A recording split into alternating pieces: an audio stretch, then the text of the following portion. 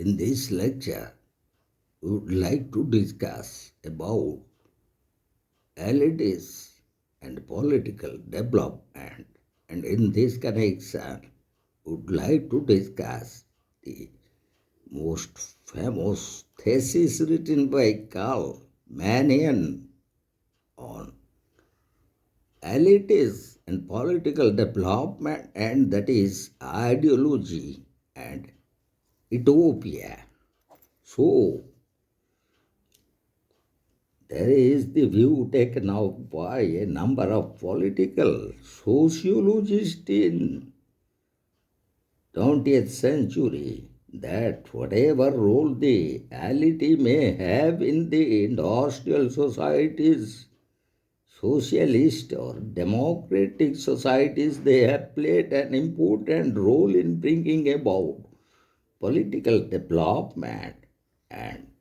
economic progress in the developing countries. In this respect, one hears not so much about the managers or the bureaucrats who can thrive only in industrial society, but a great deal about the role played by the intellectuals. Intellectuals, liberally speaking, at those small group of individuals who contribute to the creation, transmission, and criticism of ideas and include writers, artists, scientists, and social workers. There has been existed a group of intellectuals in all societies, such as, for example, in China, there was the literati, which was an intellectual group, and in India, the ancient and the traditional intellectual elites,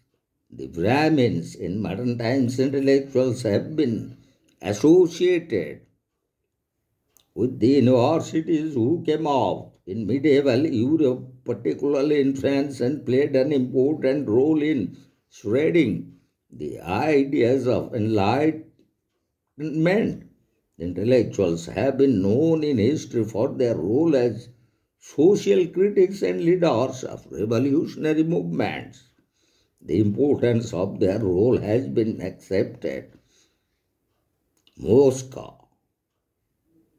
regarded the intellectuals as a more or less independent group standing between the bourgeois and the proletariat, and believed that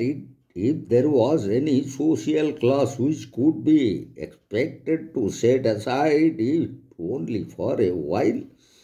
the private interest and able to perceive the common good with the detachment needed, it was this intellectual class.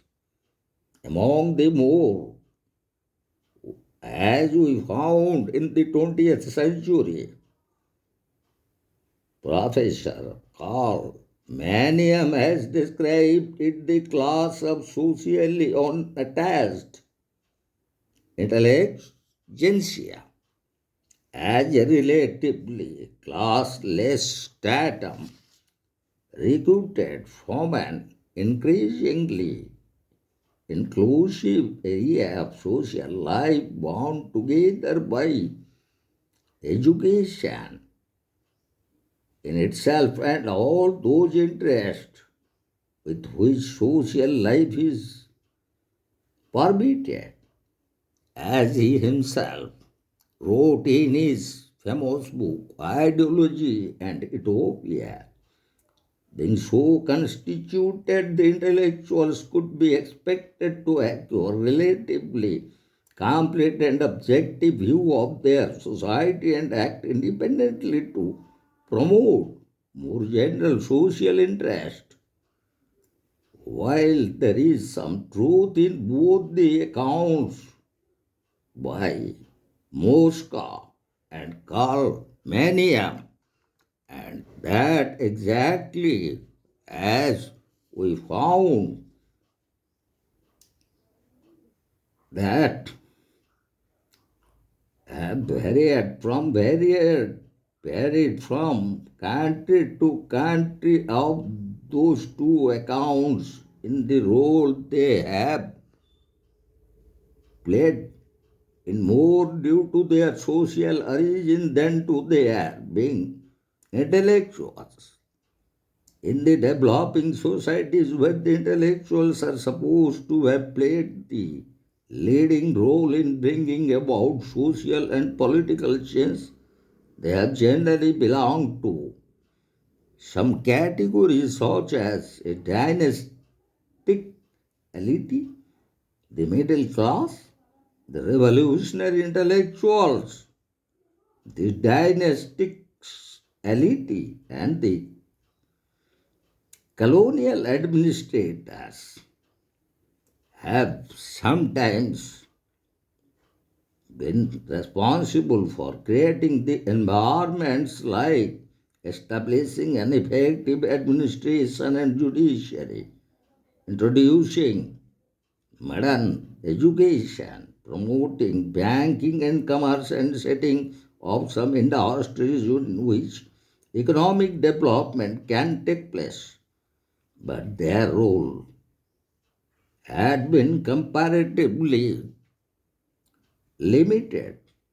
The middle class, consisting of public servants, salaried employees, and members of the learned professions, along with the revolutionary intellectuals and the nationalist leaders, have played somewhat larger roles.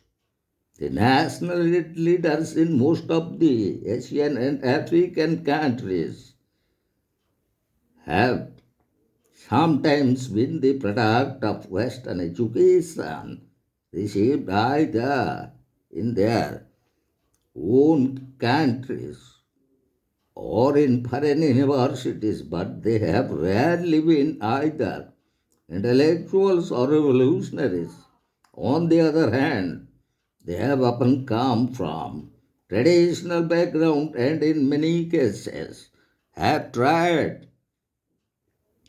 to retract the process of their countries by taking recourse to defined and reactionary policies. Revolutionary intellectuals are generally defined as those who have come under the influence of Marxist doctrines, but very few among the developing countries have taken to the communist path of revolution and development, with the result that most of these revolutionary intellectuals are more with the non governing elites or counter elites than with the ruling elite. In several developing countries, a new elite consisting of the army chiefs has asserted itself from time to time, but the general experience has been that this group has not been able to adhere to power for a long time, and that exactly we are witnessing in some countries and exclusively in our neighboring country. Either we could mention about the name of Pakistan or Bangladesh, even Maldives or Sri Lanka, where we found such kind of army chiefs have asserting themselves into power from time to time, but they have to adhere for a some temporary period, not for a long time. The army chiefs have morally carried out the administration in the name of the people and given away in course of time to some kind of a representative system of government. And this experience, as we found in our neighboring country, in Pakistan, Bangladesh, Maldives, Sri Lanka,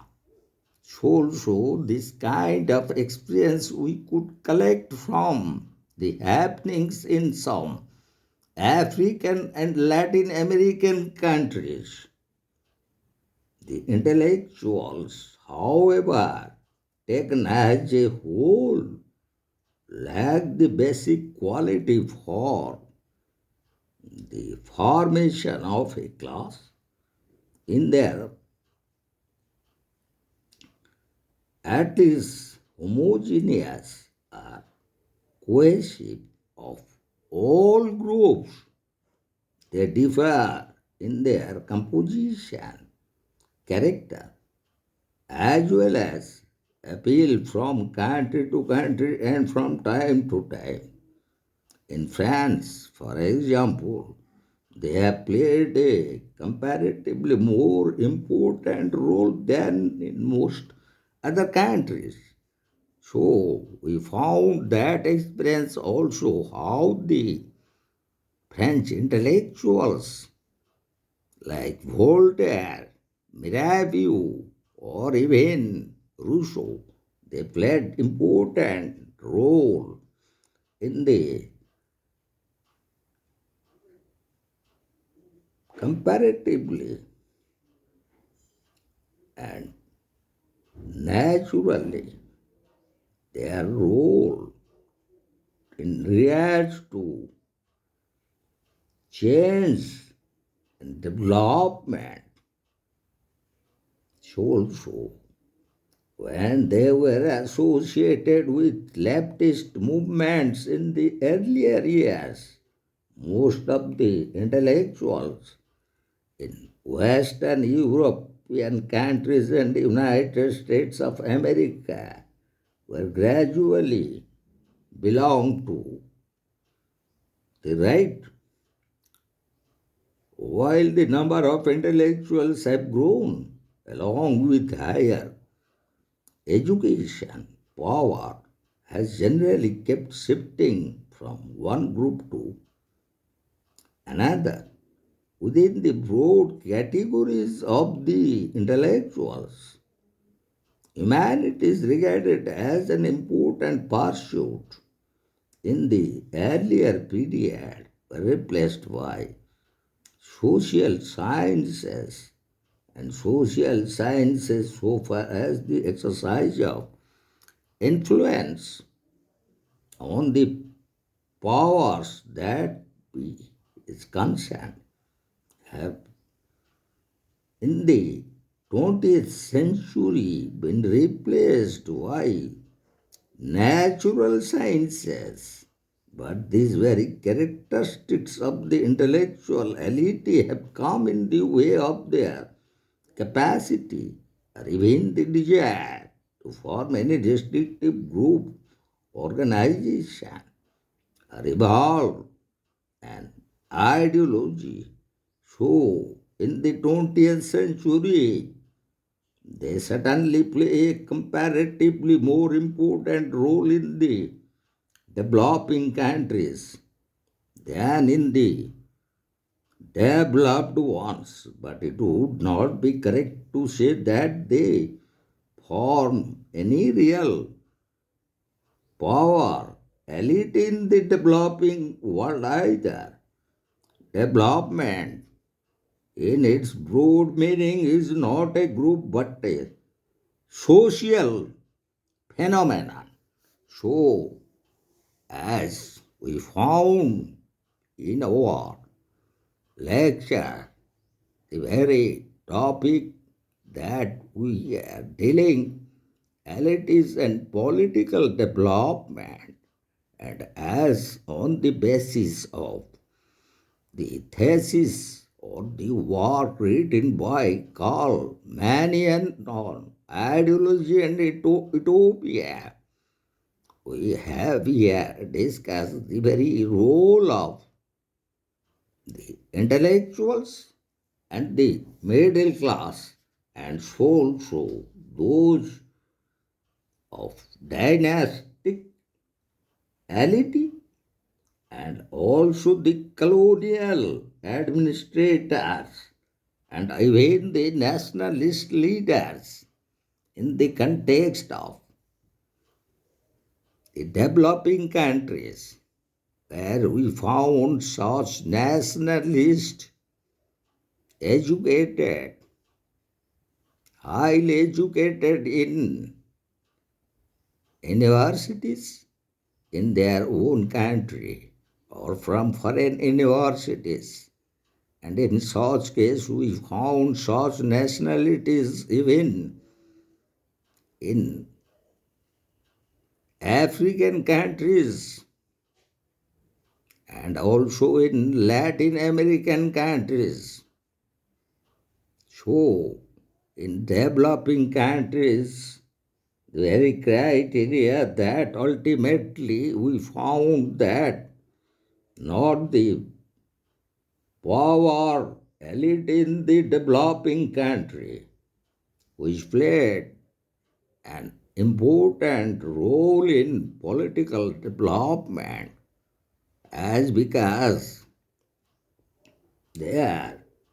approach could not be materialized as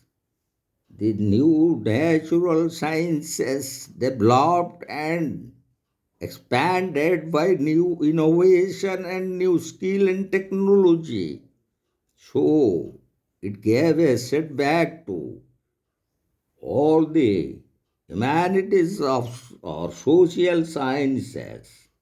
So in 20th century, certainly when they play a comparatively more important role in the developing countries than in the developed one. But it would not be correct to say that they form any real power elite in the developing world, as because development is not done always by a group, as development is itself a social phenomenon.